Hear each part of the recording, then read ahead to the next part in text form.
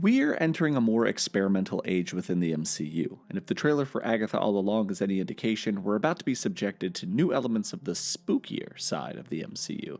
And just in time, it's fall. The temperature's going down, the trees are losing their leaves, the goths are back under their overpasses listening to The Cure. It's just a magical time of year. Today's video is going to cover a specific element of the MCU that's often overlooked but will be the central element of Agatha All Along: dark magic and witchcraft. Now let's be clear here as we begin, dark magic and witchcraft are not the same as chaos magic, Asgardian magic, eldritch magic, or any other form of magic within the MCU. These magics are their own thing, its own spooky, sexy thing. But because I'm a YouTuber, let's start with a loose definition of magic and then further narrow it down into dark magic and witchcraft, its wielders, uses, and potential future. Within the context of the MCU, magic is the ability to harness unique forms of energy to manipulate reality. Is that definition rewritten from the fandom page? Maybe, but hey, if other creators can copy and paste entire articles and call it their own original content, I should be allowed to help formalize definitions. Right, Danko? Dark magic and witchcraft are intrinsically linked within the MCU, but not necessarily the same thing despite sharing many commonalities. Dark magic is used by a variety of sorcerers and witches within the MCU, most notably Agatha Harkness, Wanda Maximoff, Doctor Strange, Caecilius, and various holders of the Darkhold. Witchcraft is a little bit more narrow in the people that have used it so far, only being Agatha Harkness and the Scarlet Witch, and Morgan Le Fay if you count Runaways. Now, amongst these magic users, we're not saying that that's all they've used, but they have all at one point or another wielded these forces as either tools or weapons. Dark magic and witchcraft are forms of sorceries that tap directly into malevolent or forbidden forces. These forces are usually considered forbidden due to their ability to manipulate their users, their targets, and corrupt them. Dark magic and witchcraft are often born from ancient texts, entities, and spells created by those entities. The most predominantly discussed originating point of dark magic in the MCU is the Darkhold. We have an entire video on the history of the Darkhold in the MCU that we will probably need to revise by the end of the show, but as a refresher, the Darkhold is a tome which goes by many names: the Book of Sins, the Book of the Damned, and P. Diddy's Freak Bible. The Darkhold was created when the first demon Kython built a temple upon the peak of Wundagore Mountain. There he carved various spells, incantations, prophecies, and dark sorceries into its walls. Those sorceries were later transcribed into a book, and this book also foretold the coming of the Scarlet Witch, a being of unrivaled magical potential that could, at the peak of her power, remake or destroy the entire multiverse on a whim.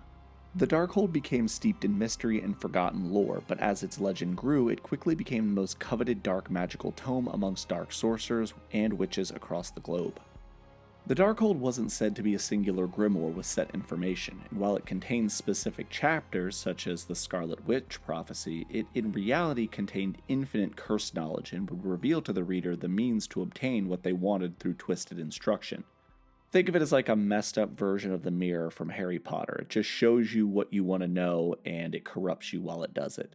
This very process of reading the Darkhold corrupts the user and causes more damage than possibly intended when used by somebody with good intentions. It simply can't be wielded safely without losing a piece of yourself or risking complete corruption.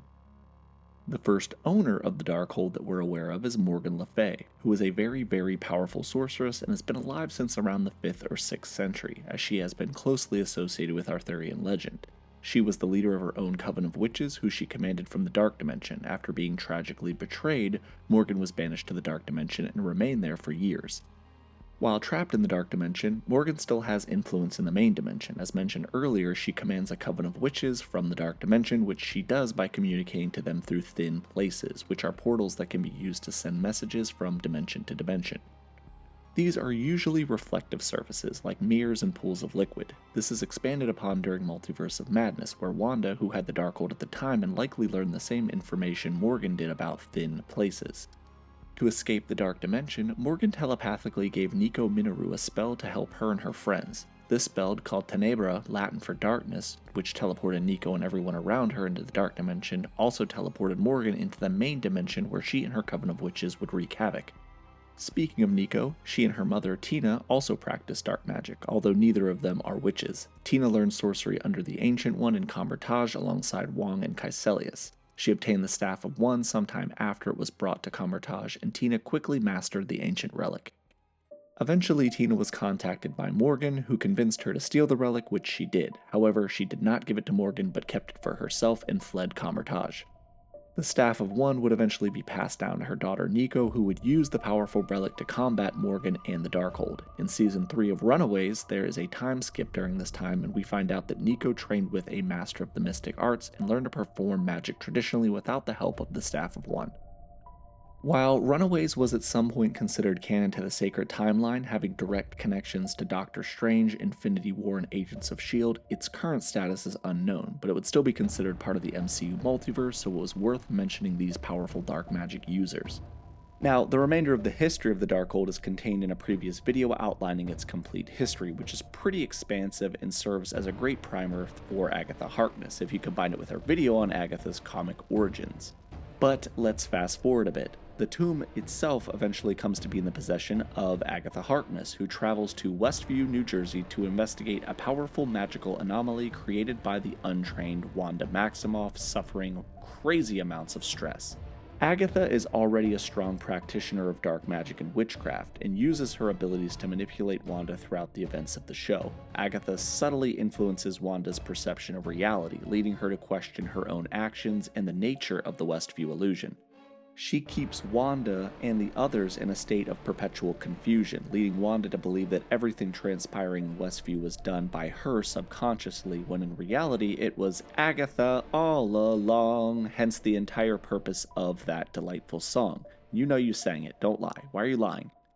After manipulating Wanda into tapping into her untold potential and awakening the Scarlet Witch, Agatha seeks to take that power using the Darkhold from Wanda, but her plans backfired when Wanda unlocked her near full potential and stripped Agatha of her ability to use magic at all, effectively turning Agatha into a regular person with no magical connection. More on that in a moment.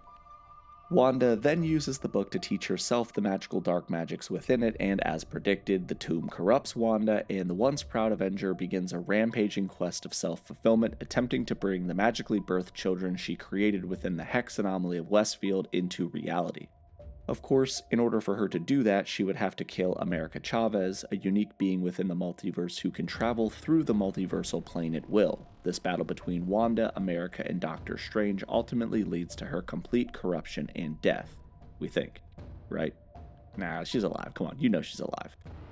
But Wanda and Agatha are not the only two beings in the MCU to use dark magic and witchcraft. When combined with other forms of magic, dark magic corrupts the original and turns it into something more malevolent.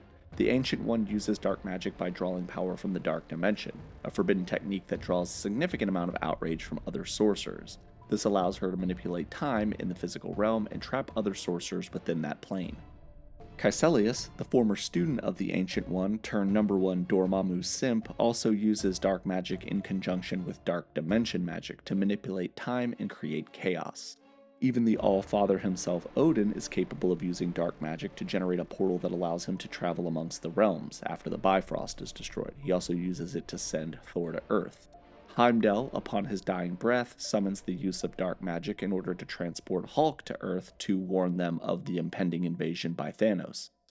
You could even consider the powers and abilities shown by Ghost Rider within the MCU to be dark magic. The Spirit of Vengeance can produce hellfire, travel through dimensions, detect dark magic users, and with his penance stare, even look into the deepest parts of a person's soul and destroy their soul.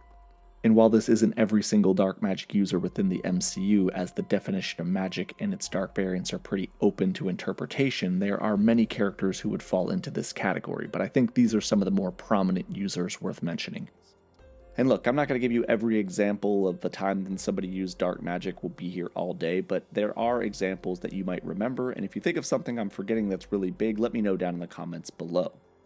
Pivoting slightly, witchcraft is another form of magical manipulation and a relatively new element within the MCU that we're just now beginning to uncover. Keep in mind that despite being called the Scarlet Witch, the majority of the magic that Wanda uses is actually chaos magic, and a little bit of dark magic.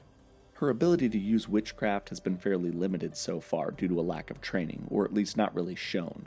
Witchcraft differentiates itself from dark magic in the sense that it's mostly comprised of various incantations. However, the most important element of witchcraft, and something I alluded to earlier when discussing Wanda stripping Agatha of her powers during the events of WandaVision, is that witches, the main practitioners of witchcraft, have their abilities inherent from birth. Witchcraft can be used to bind, manipulate, torture, and seduce others, primarily through incantation, but also through runes and nonverbal spells. Of the witches in the MCU, Agatha Harkness and Morgan Le Fay are probably the most powerful practitioners of witchcraft, only surpassed by Wanda after her full abilities are unlocked. However, before that, through runic incantation, Agatha was capable of creating an area where even Wanda's latent chaos magic couldn't be used. Both Morgan and Agatha were able to possess others, use transmutation, and mind reading. Morgan Le Fay was powerful enough to conjure storms, teleport, heal, and even stop time. Agatha was able to completely drain her entire former coven of their natural, witchy power and life force as they collectively attempted to subdue her. This included her mother, Minoru Harkness, who was at the time the most powerful witch amongst the coven. There are undoubtedly going to be many, many more examples in the coming weeks, and as the characters and events unfold, there will be more to cover, but that's the extent of witchcraft's use in the MCU right now. But ultimately, only time will tell the true power that Agatha can wield using dark magic and witchcraft. Agatha all along is sure to expand upon magic in new and interesting ways, and it may even bring back everybody's favorite Scarlet baddie. And that is about it for Dark Magic and Witchcraft in the MCU. I hope you learned a lot, and if you did, consider liking and subscribing and doing all that other crap that YouTubers ask you to do. This has been Nick from Key Issues. Thank you guys so much for watching, and remember the motto, Agatha over everything.